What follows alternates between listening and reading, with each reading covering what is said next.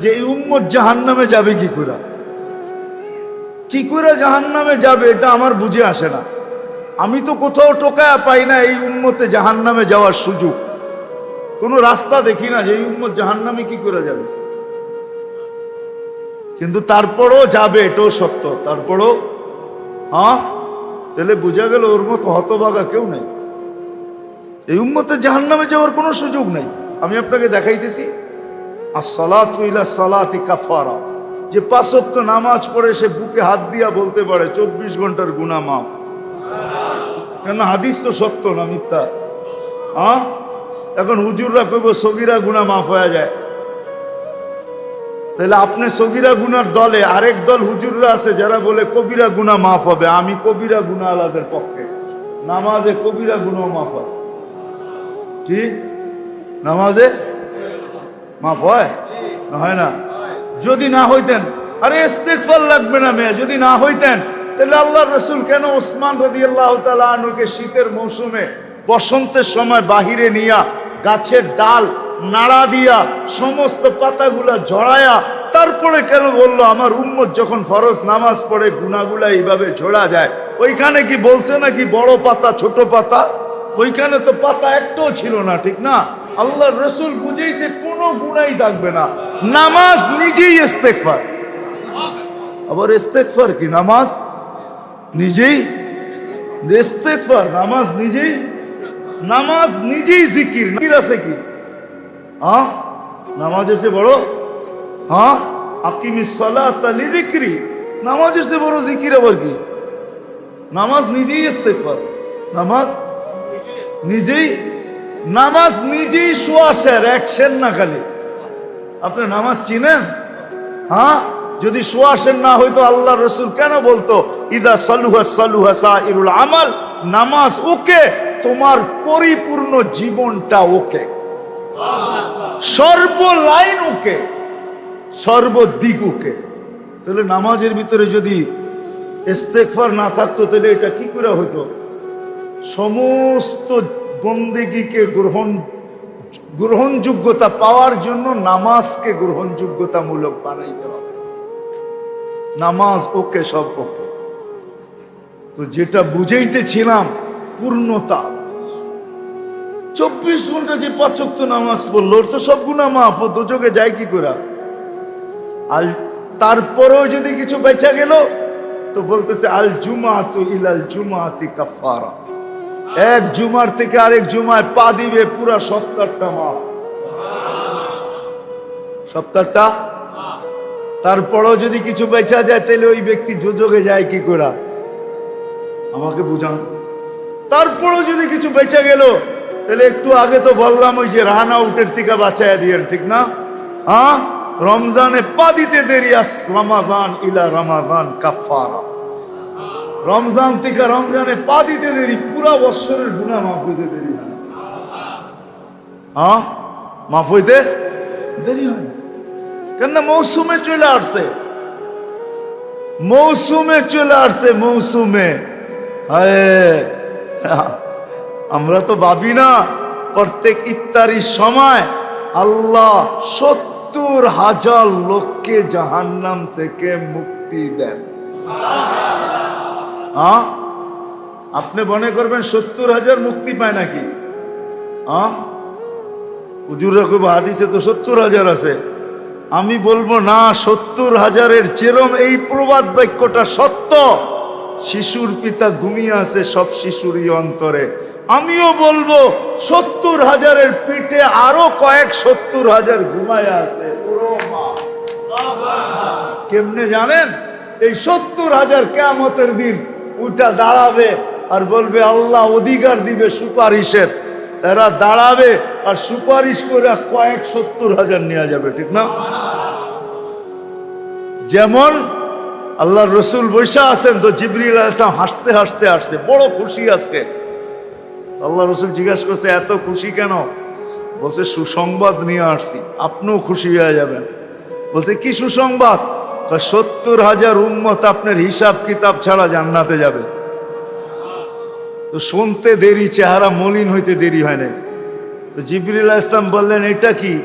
আপনি তো খুশি হওয়ার কথা, চেহারা মলিন হলো কেন? মাত্র 70,000, আমার সাহাবী তো 1,00,000। কিয়ামত পর্যন্ত উম্মতের কি হবে? এই জন্য চেহারা মলিন। আপনি কি নিতে রাজি না? নিতে রাজি না এই কথা বলতেছি না, কিন্তু ভাবতে হবে এটা বলতে পারি। ভাইবা দেখি নিব কি নিব না। তো পাশে ওমর রাদিয়াল্লাহু তাআলা আনহু বসা, বলছে ওমর নিব 70,000, বিনা হিসাব কিতাবে জান্নাতে যাবে।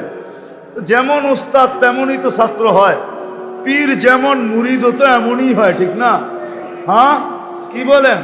সঙ্গী ভালো হলে আমিও ভালো হব, এটাই তো সত্য। নাহলে কোরআন কেন বলবে কুনু মা'আস সাদিকিন? নেককারদের সাথে চলো, তুমিও নেক হয়ে যাবা, তুমিও নেক হয়ে যাবা। ভালোর লোকে চলো, ভালো হয়ে যাবা। প্রবাদ বাক্য এটাই সত্য। সৎ সঙ্গে স্বর্গবাস, অসৎ সঙ্গে সর্বনাশ, এটাই সত্য। সৎ সঙ্গে সর্বনাশ, সৎ সঙ্গে স্বর্গবাস, অসৎ সঙ্গে সর্বনাশ। তো বলছে ওমর নিব? না, 1,00,000 তো আমরাই। কিয়ামত পর্যন্ত মানুষের কি হবে? কি করব? ফেরত পাঠায় দেন, বলেন বাড়ায় নিয়ে আসতে। তো বলছে মশওয়ারা হয়ে গেছে, নিতে পারি না, আল্লাহকে বলো বাড়ায় দিতে। আল্লাহ আল্লাহ, ঠিক না? আল্লাহ আল্লাহ আল্লাহ আল্লাহ।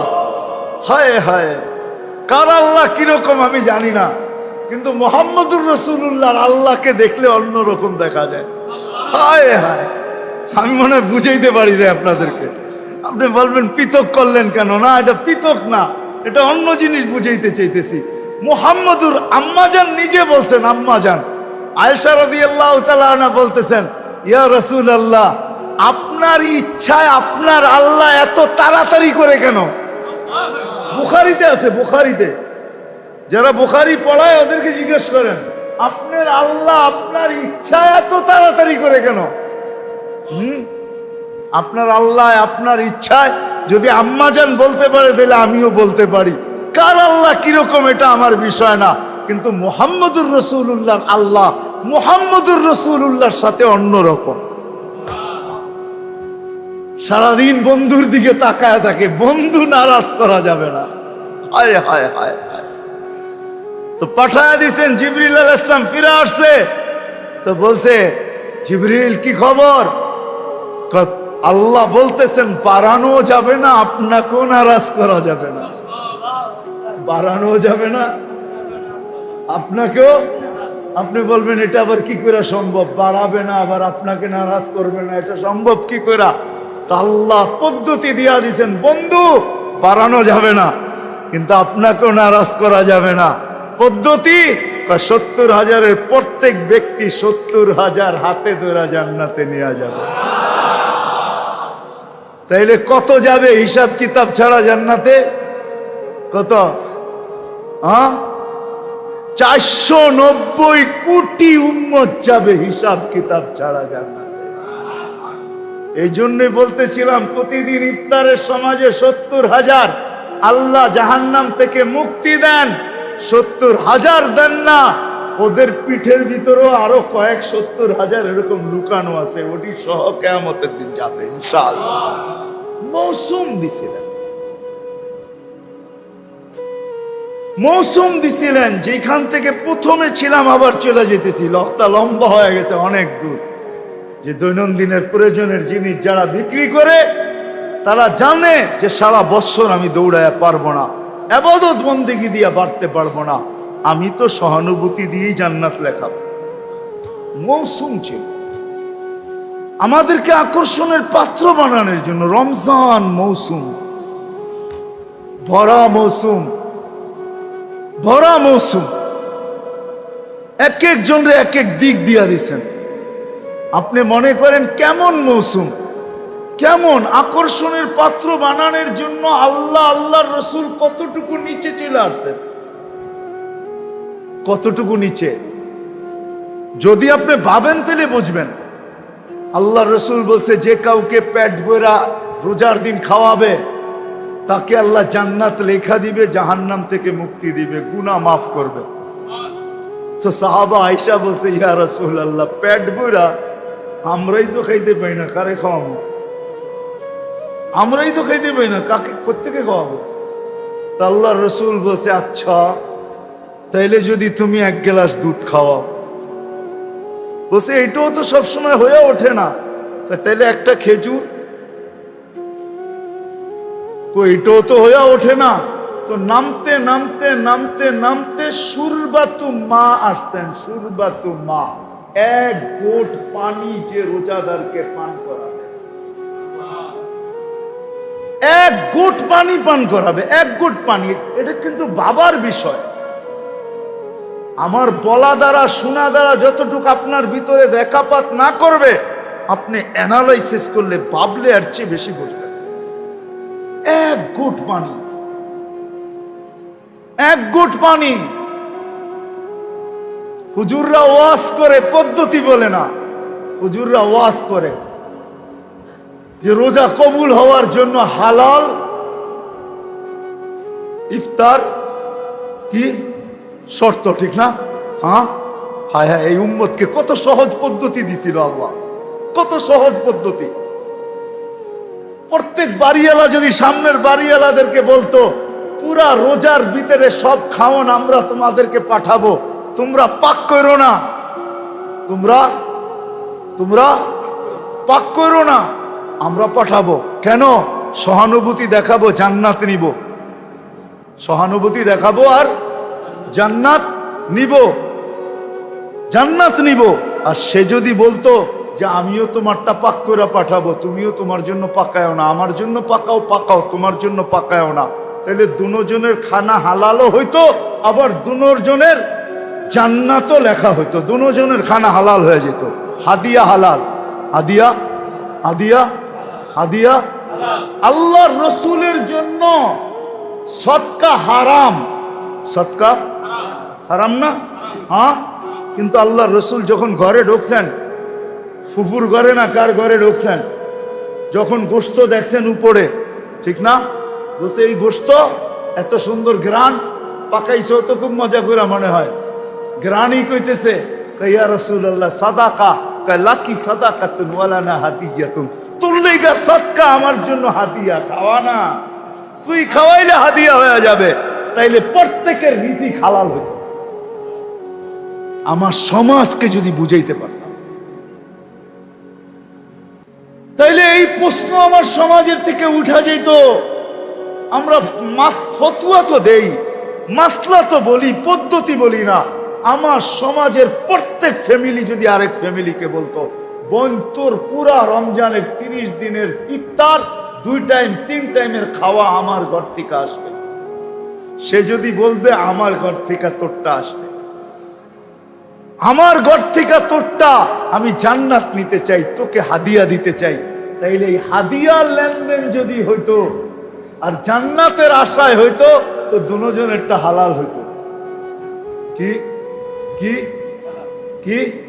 হাদিয়া হালাল, হাদিয়া হাদিয়া হালাল। আপনি বলতেন ও তো ওইরকম কামাইছে, কামাক না, ওটা কি আপনার দায় দায়িত্ব দিছে নাকি আল্লাহ? লাস্তা আলাইহিম বিমুসাইতির, ও কই থেকে কামাইছে ওর ব্যাপার। আপনাকে তো হাদিয়া দিছে, আপনাকে তো কি দিছে? আপনাকে তো হাদিয়া দিছে। ওয়ালা তাজাসসু ওয়ালা ইয়াগতাব বাযুকুম বাযা, ইসলামে তাজাসসুস নিষেধ। আমরা একটু বেশি পরহেজগারি দেখাইতে যে তাজাসসুসে লেগা যাই, আমি জানিও না যে এই তাজাসসুস আমাকে কোথায় নিয়ে যাইতেছে। আপনি ভাবছেন আপনি বড় মুত্তাকি হইতেছেন, না, মুত্তাকি হইতেছেন না। হইতে পারে এই মুত্তাকির শয়তানের চাদর আপনাকে অনেক দূরে নিয়ে যেতে পারে। নিজেকে বড় মুত্তাকি ভাইবেন না যে আমি তাকওয়া তাহকিক করি। তাহকিক করতে করতে করতে কারো পর্দা ফাঁস করে ফেলছেন। আপনি কোন মুসলমানের পর্দা ফাঁস করার অনুমতি আল্লাহ আপনাকে দেয় নাই, অনুমতি আপনাকে আল্লাহ দেয় নাই, আপনাকে দেয় নাই। আমরা দেখি তো সমাজের অনেক ক্লিপ দেখি, অনেক বয়ান দেখি, অনেক কথা শুনি, মাঝে মাঝে বড় দুঃখ লাগে, এত সংকীর্ণ মনা কেন? হ্যাঁ, আমি ওদিনই বলতেছিলাম, মনে হয় উমরার থেকে আসার পরের দিনই এক বয়ানে বলতেছিলাম যে খোদার ওয়াস্তে আমাদের তো আজকে দুরবস্থা এরকম যে আমরা টুপির কালার পর্যন্ত দেখি। হ্যাঁ, টুপির কালার দেখা ছাড়েন, কাঠ টুপি উঁচা কাঠ টুপি নিচা দেখা ছাড়েন, উম্মতকে এক ভাবেন এক। বিশ্বাস হয় না? তাইলে আমি আপনাদেরকে এমন ব্যক্তির রেফারেন্স দিব যার উপরে ব্যক্তিত্ব নাই। শাইখুল হিন্দ মাহমুদুল হাসান রহমতুল্লাহ আলাইহির বয়ান পড়া দেখেন, শুনা দেখেন। মাল্টার জেলখানার থেকে যেদিন উনি ফিরে আসছেন, ওই দিন সারা ভারতের ওলামারা দারুল উলুম দেওবন্দে জমা হয়েছিলেন। ওই দিন যে বয়ান উনি দিয়েছেন, ওই বয়ান আপনি পড়া দেখেন, তারপরে আপনি বুঝবেন আপনি কে, আপনি কতটুক বড় মুত্তাকি আর পরেজগার, আপনি কতটুক বড় তাকওয়াওয়ালা। ওই বয়ান শোনেন। যেদিন মাল্টার জেলের থেকে আসার পরে দারুল উলুম দেওবন্দে ভারতের সব ওলামারা জমা হয়েছেন, কিন্তু উনি সমস্ত ওলামাদের কি ভারতের ওনার উপরে ওস্তাদ মাত্র দুইজন। কয়জন? তিনজন। রশিদ আহমদ গঙ্গুহি, কাসেম নানতবি, মোল্লা মাহমুদ। এছাড়া কোনো ওস্তাদ ওনার নাই। তিনজন ওস্তাদে মিলে একজন ওস্তাদ। সারা ভারতবর্ষের কিয়ামতের সকাল পর্যন্ত ওলামায়ে দেওবন্দের যত ওস্তাদ আসবে সবাই ওস্তাদ শাইখুল হিন্দ মাহমুদুল হাসান রহমতুল্লাহ আলাইহি। ওনার ওই দিনের বয়ান শোনেন। না পাইলে আমার কাছে যায় না, আমি বয়ান শোনায় দিব আপনাদেরকে। না পাইলে আমার কাছে যায় না, আমি বয়ান শোনায় দিব উনি কি শুনাইছে। উম্মত মানা। তো যেটা বলতেছিলাম মেরে দোস্ত, আসেন আসেন নিজেকে আকর্ষণের পাত্র বানান। সৃষ্টির কাছে, স্রষ্টার কাছে, আল্লাহর রসুলের কাছে। সারা বৎসর দৌড়াইয়া পারবেন না, আমিও জানি। যাই আছে, ঝামেলা আছে, কাজ আছে, কাম আছে, অফিস আছে, আদালত আছে, ক্ষেত আছে, খামার আছে, মেইল আছে, ফ্যাক্টরি আছে, দোকান আছে, পাট আছে, হাট আছে, বাজার আছে, রোড আছে, ঘাট আছে, ঘর আছে, বাড়ি আছে। সারা বৎসরে দৌড়াই আপনি পারবেন না। এই জন্য রমজান এক মৌসুম দিছেন যে তুমি অতীত বৎসরের যত পূর্ণতা অপূর্ণতাকে পূর্ণ করতে চাও, অতীত বৎসরের শূন্যতাকে দূর করতে চাও, অতীত বৎসরের যত কমি খামি হয়েছে এটাকে পুরা করতে চাও। শুধু অতীত বৎসরের না, হিসাব করলে দেখা যায় 89 বৎসর 2 মাস। এক রমজান পুরা করা যায় 89 বৎসর 2 মাস। আরেকটাই গেলে আর আপনারা বুঝবেন না, ওইটা তাসালসুল লাজেম হয়ে যাবে। আর হুজুররা ফতোয়া দিবে তাসালসুল জায়েজ নেই। কেননা 89 বৎসরের ভিতরে তো আবার 89 বৎসর আছে, ঠিক না? কি 89 বৎসরে আবার রমজান আছে না একটা করে? তো এটা হিসাব করলে কোন জায়গায় ঠেকবে যায়, ঠিক না? কি করেন? কোন জায়গায় ঠেকবে, ঠিক না? কোন জায়গায় ঠেকবে? এই জন্যই তো কিতাবে এক জায়গায় পাওয়া যায় যে এই উম্মতকেই কাউকে কাউকে আল্লাহ বলবে যে যা দিলাম খুশি কিনা। কেননা জানে তাসালসুল টানতে গেলে ও আবার বইলা বসে কিনা যে আমাকে তো এতটি দিতে হবে। এই জন্য আল্লাহ একজনকে বলবে জান্নাতে যাওয়ার পরে যে কি চাস, তো বলবে আল্লাহ দুনিয়াটা যেদিন বানাইছেন আর যেদিন ধ্বংস করছেন, আর মানুষ তার বিবেক বুদ্ধি বিদ্যা মেধা শ্রম সবকিছু ব্যয় করে দুনিয়াটা যতটুকু উন্নত করছিল, হাইলাইট করছিল, আবাদ করছিল, এই পুরাটা আমি চাই। পুরাটা পুরাটা পুরাটা আমি চাই। কেন মনের ভিতরে তো ক্ষোভ আপনারও আছে, ঠিক না? নাই বলা দিব দু একটা। মাঝে মাঝে কিছু বাংলো সাংলো দেখলে মনের ভিতরে আশা জাগে না, আল্লাহ ওরে এরম বাংলো দিল আমারে দিল না, ঠিক না? কি মনের ভিতরে আসে না? না আসে? কিছু বাড়ি কথা তো মনেই আসে, ঠিক না? আপনিও তো ভাবেন যদি হোয়াইট হাউসে এক রাত্রে থাকতে পারতাম, ঠিক না? কি বলেন? কিছু প্লেস আছে না দুনিয়ায় দেখলে মনে হয় যে যদি এক রাত্র ঘুমাইতে পারতাম, ঠিক না? কি বলেন? হ্যাঁ, আশা আকাঙ্ক্ষা তো আছে। তো ও চাবে, আল্লাহ হাসবে আর বলবে মা সালতানি লাকা হাক্কুন, বেউকুব, কি চাইলি? যেটা পাও না ওইটাও তো চাস না, এটা কি চাইলি? তা আল্লাহ বলবে, যা, এটা তো তোকে দিলামই, আরো নতুন 10 গুণ দিলাম। কি কি? কেন নতুন 10 গুণ যদি না দেন তাহলে তুলনা হবে না। এখন ওই দুনিয়া পায়া আর যেই 10 গুণ পাইছে ওইটা দেখবে আর দুনিয়া দেখবে, তো ডেলি 100 বার থুতু মারবে, কইব চাইলাম কি, আল্লাহ দিল কি? চাইলাম কি? মার পেটেও তো খাইছি আমরা, না খাই না? হ্যাঁ, কি খাইছি না? কিন্তু ওই খাওয়ানটা যদি এখন 10 লাখ টাকার 10টা বান্ডেল আর ওই খাওয়ানটা একটা প্লেটে আপনাকে দেই, খাবেন? হ্যাঁ, মনে হয় না? মানসিকতা ঠিক থাকলে খাবে। কেউ খাইতেও পারে, রুচি নষ্ট হয়ে গেলে কি যা হয় আর কি, খাইতেও তো পারে, ঠিক না? হ্যাঁ, যখন ঘুষ খাইতে পারে তো এটাও খাইতে পারে, ঠিক না? যখন সুদ খাইতে পারে তো এটাও খাইতে পারে, ঠিক না? কি বলেন? হ্যাঁ, কি বলেন? অনেকেই তো খায়, তো ওগুলা খাইতে পারলে এটাও খাইতে পারে। কিন্তু আসলে রুচি যার ঠিক আছে ও বলবে রাখ তোর টাকা। মানুষ হইয়া এটা জিব্বা লাগায় কি করে? মার পেটেও তো খাইতেছিলে, ঠিক না? তো সত্য এটাই, জান্নাতে যাওয়ার পরে মেরে দোস্ত দুনিয়ার দিকে দেখবে আর থুতু মারবে। এক ভরা মৌসুম দিছে না, এক গুট পানি দিয়া জান্নাত নেওয়া যায়, নিজেকে জাহান্নাম থেকে মুক্ত করা যায়, নিজের গুনাহকে মাফ করানো যায় এক গুট পানি দিয়া। যদি আমার জাতি বুঝতো তাহলে আমার মনে হয় প্রত্যেক ব্যক্তি ইফতার করতো তো পরে সবাই নিজের বাড়ির সামনে দাঁড়ায় থাকতো। কিসের জন্য? যে দেখি আজান লগ্নে কাউকে পাই কিনা, ওকে এক গুট পানি দিয়া, একটা খেজুর দিয়া, একটা কি বলে এটাকে, বেগুনি দিয়া, একটা আলুর চপ দিয়া, একটা পেঁয়াজু দিয়া ওর রোজাটা খোলাইতে পারি কিনা। যদি খোলাইতে পারি আর খুলতে দেরি, আমার জান্নাত মিলতে দেরি হবে। ওইখানে তো আল্লাহর রাসূল বলেন না পুরা মাস খাওয়াইতে হবে, একদিন হইল। কিন্তু আসল চিত্র কোনটা? জান ইফতার তো ঘরে বসে করেন, রাস্তায় দেখেন, রাস্তায় আজান লগ্নে দেখেন কত হাজার না লক্ষ মানুষ ঢাকা শহরে, কেউ বাসে বসে আছে, কেউ রিক্সায় বসে আছে, পানি পর্যন্ত দিয়ে ইফতার করার সুযোগ হয় না।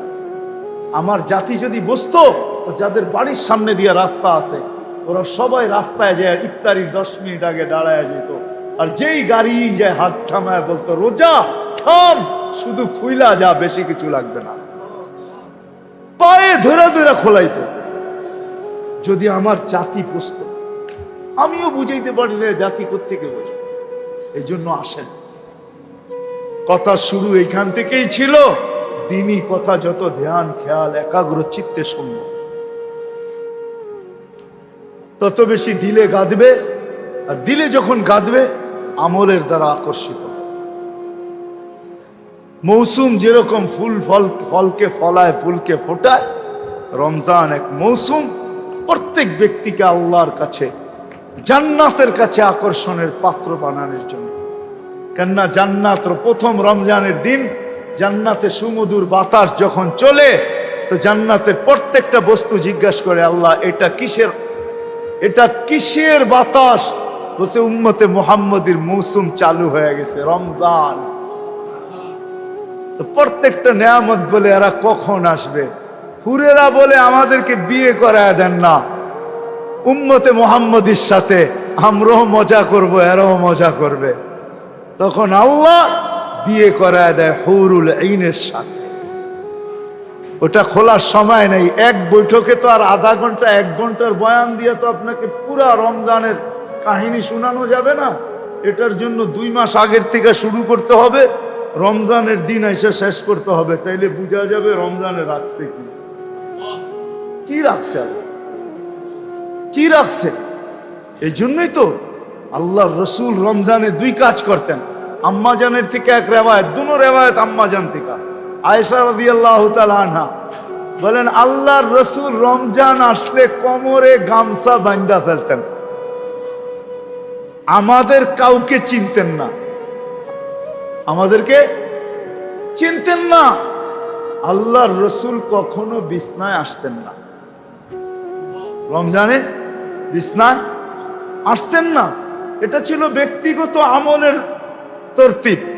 আর দ্বিতীয় ছিল আল্লাহ রসুল সাল্লাল্লাহু আলাইহি ওয়াসাল্লাম, আল্লাহ রসুল সাল্লাল্লাহু আলাইহি ওয়াসাল্লাম রমজানে তুফানের কি গতি, এর চেয়ে বেশি গতিতে দান খয়রাত করতে থাকতেন। আসেন, আমরাও রমজান পায়া গেছি, আল্লাহ আমাদেরকে তৌফিক দান করেন। বাকি যেই সময়টা আছে কমসে কম এটাকে কাজে লাগাই, আল্লাহ আমাদেরকে আমল করার তৌফিক দান করেন। ওমা আলাইনা ইল্লাল বালাগ।